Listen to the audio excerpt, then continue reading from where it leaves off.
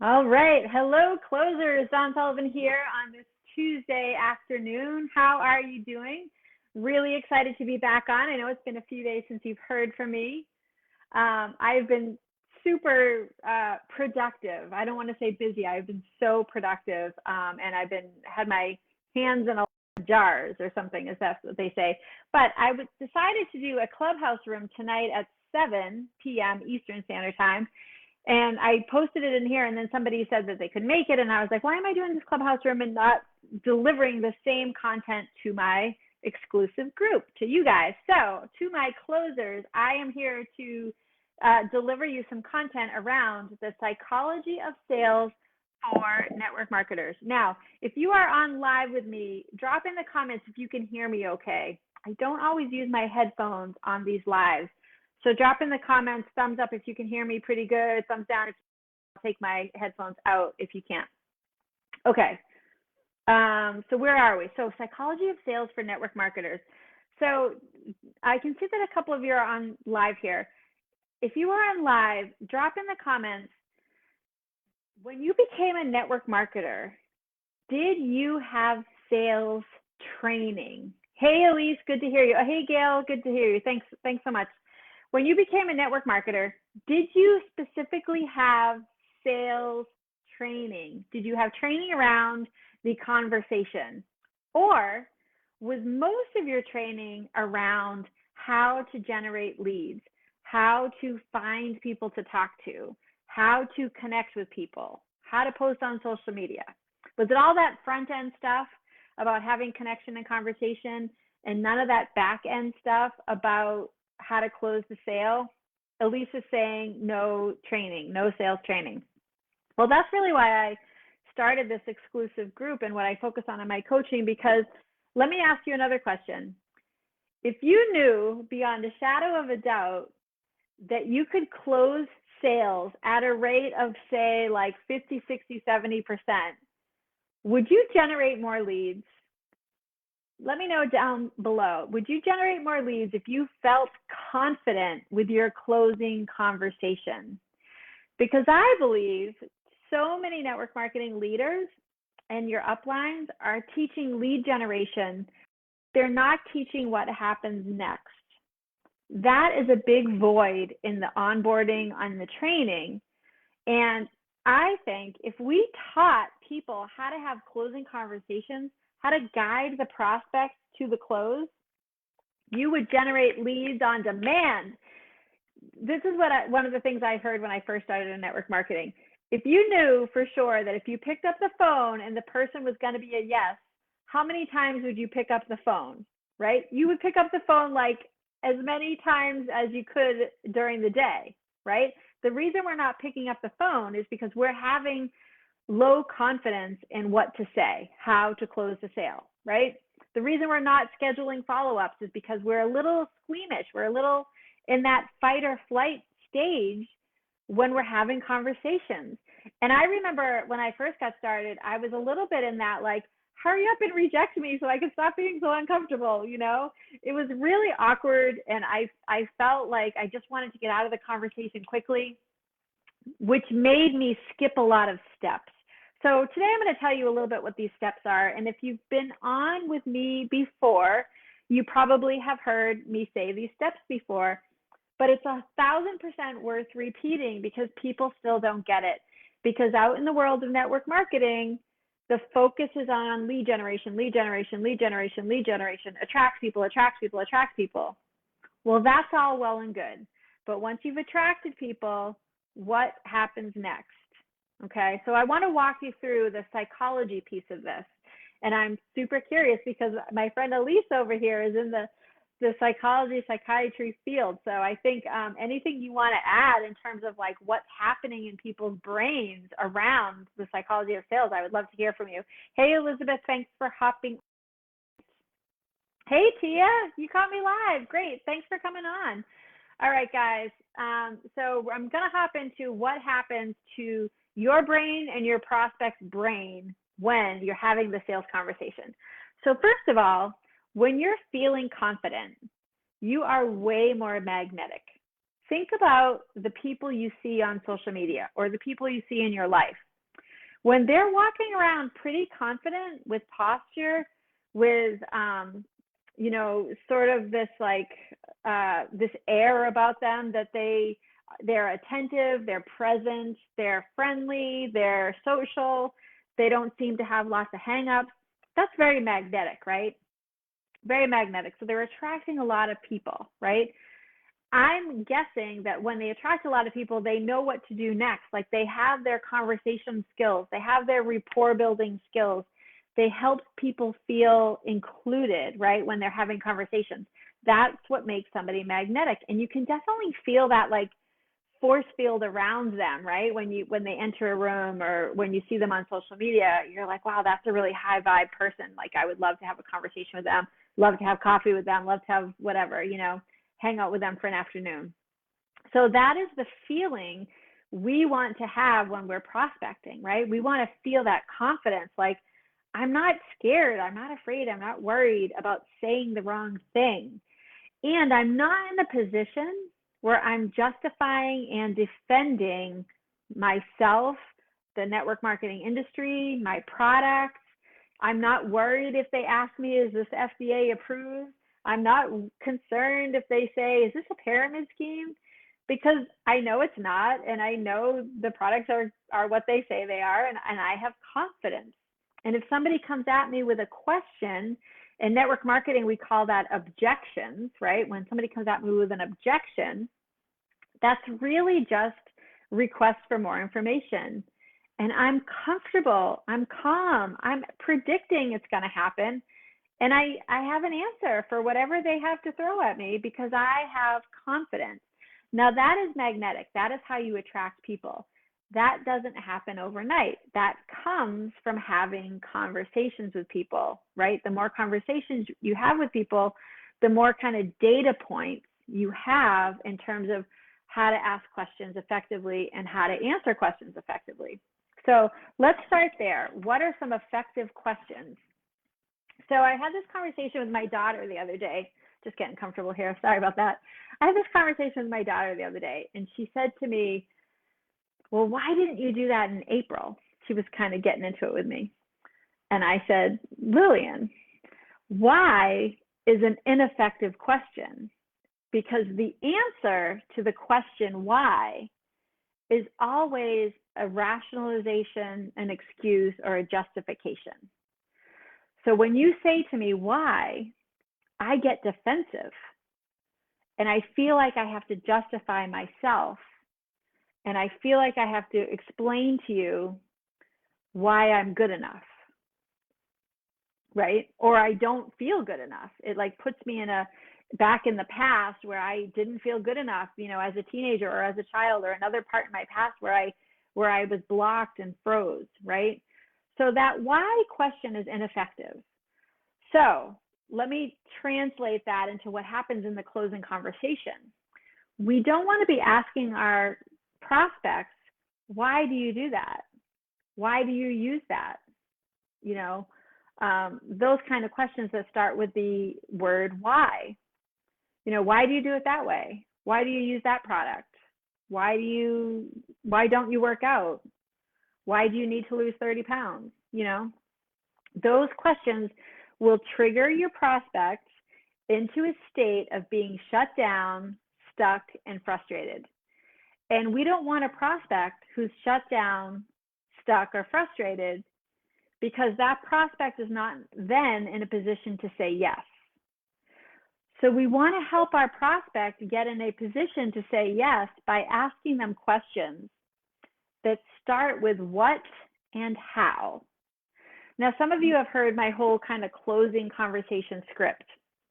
Over the past couple of months, I've done a few videos on them. And so I like to ask questions like, how does that affect you day to day? What might you do about that? Right? What might you do about that? I like to ask, if you don't find a solution, what might happen in 6 to 12 months, right? If this works for you, what would that look like? What might you be able to do? So I'm asking questions that start with what and how, because now I'm putting that person in a position to forecast the future, right? So I'm either going to say, like, what might happen if you don't find a solution? And they're like, oh, like in the future, things are going to not work out for me. Like things get harder, right? So they're not justifying their past. I'm not saying, like, why haven't you tried this sooner? Why haven't you done something about this before now? Because that's going to put them on the defensive. But if I say, what might happen in 6 to 12 months if you don't address this, then they're thinking like, oh, like I got to address this. They're in action versus being stuck in the past. Are you guys going to do that? Drop action down in the comments if you're following me. So that's really important. So then if you say something like, what might happen if this did work for you? How might that look for you? How might that change your relationships in your family? How might that improve your household budget, right? What activities might you be able to do that you're not able to do now? Hey, Jeff Berger, what's going on? Yeah, forecasting into the future. Thanks, Jeff. So Elizabeth's with me, action. Thanks, Elizabeth, for that feedback. So we want to have our prospects thinking about kind of future tense situations, right? Possibilities. Possibilities exist in the future, right? So in terms of the psychology of sales, possibilities exist in the future. Can we change the past? Nope. I can't change what I had for breakfast or who I got married to or how old I was when I had a child or what job I quit or what job I didn't quit, right? I can't change any of that. So there's no possibilities behind me. The possibilities are all in front of me. So if we're guiding our prospects through a sales conversation, through a closing conversation, we have to focus on possibilities, not in things we can't change. If you start focusing your prospect on things we can't change, they are not likely to say yes to your opportunity or your product or your service because they're stuck back there. And they don't feel like they have the resources. They don't feel like they have the potential, the possibilities, right? So our entire conversation, when you're asking questions, you should be asking what and how questions, all right? We're not asking why, okay? We're asking what and how. We're painting the picture. What happens if you do? What happens if you don't? We're painting the picture. And then we switch to once they've answered those, we switch to a when. When might you get started?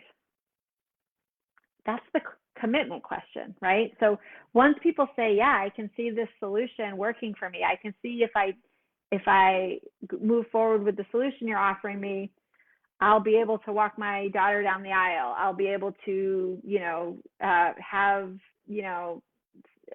be active when I'm aging. I don't know. I'm trying to think of some things off the top of my head, and I can't right now. I should have wrote some examples down.